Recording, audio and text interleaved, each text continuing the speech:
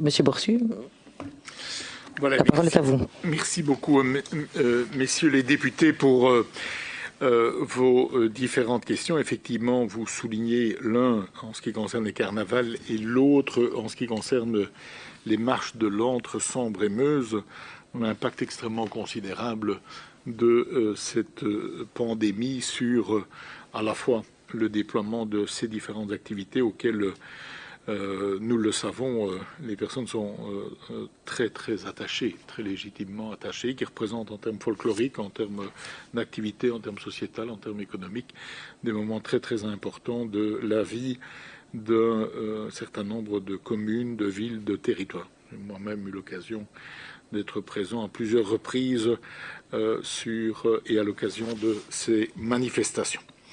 Par ailleurs, j'ai eu l'occasion de rencontrer effectivement une délégation des acteurs des marches de l'Antre, Sambre et Meuse, et plus particulièrement notamment les maisons de location de costumes en septembre dernier. Ceux-ci m'avaient à l'époque fait part de leurs difficultés déjà, évidemment sans présager de ce que pourrait être l'année 2021, continuant à nourrir eu égard à l'avènement des vaccins et à tous les efforts déployés, notamment sur le front sanitaire, continuant à nourrir des espoirs, évidemment, quant à cette année 2021. Mais vous avez rappelé très très légitimement que toutes les activités préalables se déroulent de façon très anticipée par rapport au carnaval eux-mêmes ou aux marches elles-mêmes.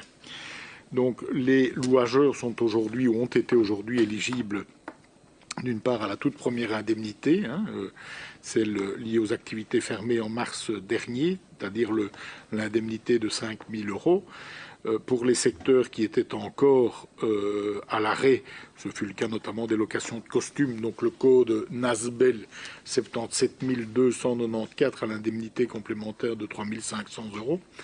Par ailleurs, la quatrième vague d'indemnités liée à la perte du chiffre d'affaires, c'est-à-dire dès l'instant où on a enregistré une perte du chiffre d'affaires de 60% au troisième trimestre 2020 par rapport au même trimestre correspondant de 2019, et à défaut, si on n'atteint pas ces 60% de perte le quatrième trimestre, est éligible également à ces activités de location de costumes, avec, suivant le personnel employé, si on a moins d'un équivalent temps plein, 5 000 €, si on a trois personnes, 10 000 €, etc. Alors, ces indemnités sont aussi éligibles, on le sait, si on relève d'autres catégories, par exemple au secteur ORECA ou à d'autres catégories qui relèvent alors, elles, de la vague 5 d'indemnité. D'autre part, nos dispositifs d'aide et de prêts et de garantie à travers la SOCAMUT, à travers la SOGEPA, à travers le dispositif Réaction ou le dispositif Ricochet sont évidemment éligibles également à ces sociétés. Il y a alors un volet, si je peux dire, tourisme, culture, suivant la patrimoine, suivant la catégorisation que l'on peut en faire, qui nécessite alors probablement que des efforts complémentaires soient faits alors au départ d'autres départements, de manière à pouvoir alors répondre à l'ampleur des besoins. Moi, je serais assez favorable à ce qu'il puisse y avoir de façon concertée. On sait que ça fait partie de notre patrimoine collectif, et donc je pense qu'il devrait y avoir une analyse concertée, une réponse qui le soit tout autant par rapport aux difficultés, parce que les sociétés, un certain nombre de groupements vont se trouver en difficulté mécanique, faute de rentrée. Moi, je suis intervenu, et je suis encore prêt à le faire à l'avenir en fonction de la durée de la pandémie, en ce qui concerne le volet économique, les louageurs, etc. Probablement qu'avec l'appoint complémentaire des collègues, on peut alors structurer une réponse qui soit à la mesure de l'attachement que nous avons les uns et les autres par rapport à ces organisations, carnaval, marche, et à toutes celles et ceux qui vibrent ou qui les font vivre. Je vous remercie.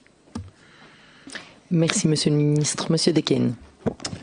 Je vous remercie, Monsieur le Ministre, pour votre réponse. Effectivement, vous avez rappelé les aides pour la première vague, et j'entends bien, mais les aides suivantes, et notamment celles sur la perte de 60% du chiffre d'affaires par rapport aux trimestres des années précédentes, évidemment, sont compliquées, parce que la perte de chiffre d'affaires sur des trimestres où on ne travaille pas habituellement, où il n'y a pas de chiffre d'affaires parce qu'il n'y a pas de location, c'est le cas du troisième trimestre, et c'est largement le cas également du quatrième trimestre, pose évidemment question, puisque ça anticipe, on va sans doute, je l'espère, arriver dans une phase de déconfinement, dans une phase où les activités seront toutes autorisées. On va retrouver une certaine normalité, je l'espère, à la fin de l'hiver. Mais par contre, les carnavals n'auront pas lieu. Et donc, l'activité, le chiffre d'affaires de ces prestataires, il sera nul pour le futur. Et c'est donc cette période-là, en tout cas pour les carnavals, que je souhaite mettre en évidence. Et voilà, qu'ils ne soient pas les oubliés alors que tout repartira et qu'eux restent sur place. J'entends de façon positive votre annonce de travailler une réflexion, une réponse structurée, j'imagine avec votre collègue Madame Debues, et je me permettrai de revenir le mois prochain sur le sujet. Merci Monsieur Dequesne. Monsieur Matagne. Simplement pour remercier évidemment le ministre Borsu pour sa réponse très précise. Je comprends évidemment votre prudence, Monsieur le ministre, par rapport à l'évolution de la crise sanitaire et du soutien qui peut être envisagé par la suite. Je vous sens conscientisé par la problématique, évidemment. Vous sentez la fragilité de ces commerces et je vous remercie évidemment d'envisager une éventuelle réponse adaptée aux besoins de ces acteurs économiques qui, sans eux, le folklore disparaîtra. Je vous remercie beaucoup pour le suivi de ce dossier, Monsieur le ministre. Merci à tous les deux. Vous clôturez ainsi notre section sur l'économie et s'ouvre celle sur le commerce extérieur.